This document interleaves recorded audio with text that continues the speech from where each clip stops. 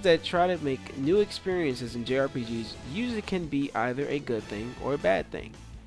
Image Epoch's case was to innovate in another area. Instead of the usual polygon characters, they decided to instead make the characters in anime style form and put them into a game. With this idea in place came time and eternity.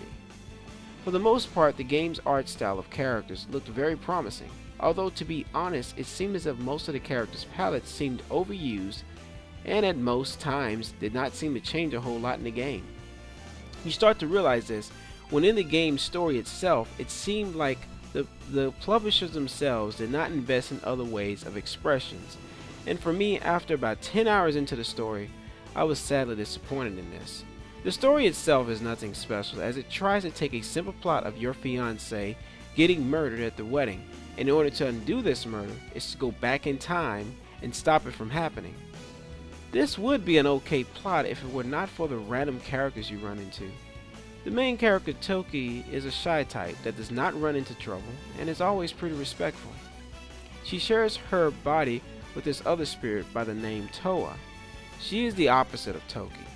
She's outspoken and can be very aggressive at times. Zack is Toki's fiancé that later on in the story starts acting really odd because now that he realizes Toki has another person inside of her body, he immediately starts acting out of character compared to how he acted in the very beginning of the story.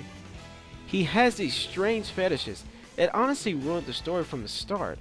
What really egged this mess on much worse was Toa's other friends, Enda, Reijo, and Wedi, does not help the story's plot at all. Most cases they pretty much complain, and most times they say the same things over and over again. The worst out of the three would be Enda. She has this obsession over this guy Ricardo who I don't see why. Which also reminds me of what this story suffers from the most. The overuse of dating elements in the game. It's alright if you want to add it in if done right. However, Time and Eternity's case, it does it so wrong. With this and the overall fact that the plot itself has little to work with and does not help its case either, I found myself wishing for the story to evolve into something more worthy. But all I got was some fan service and lack of interest in the characters. I forgot to mention beforehand was the voice acting. I am not too familiar with any of these characters' previous voice acting work, but in this game it's done nicely. The Japanese voice acting is also nicely done. The gameplay aspect is where I feel the game does try to be more interesting. The visuals during combat adds a nice touch, and the drawn sprites works well for a game in this style. Even though this style of game is new, and I'm not trying to knock the team for trying something new, it sadly suffers from this area as well. In battle, the gameplay is real time. You will find yourself changing from Toki to Toa in battle. Toki fights much better from long distance, while Toa fights better up close. I find this to be annoying because in order to pick between Toki and Toa, you had to have an item that would allow you to switch between them or wait to level up. You can also use SP that are used for spells. Spells, once having enough SP, can unleash some very powerful attacks. This to me seems to break the game when you use some of the spells on enemies that can instantly kill them right off the top. In order to get new spells, you need GP, which is obtained through missions or fighting enemies.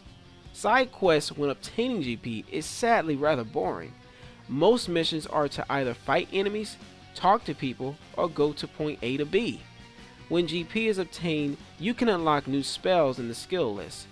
This was a great way in the game to give some involvement and allows you to customize the character's style of fighting.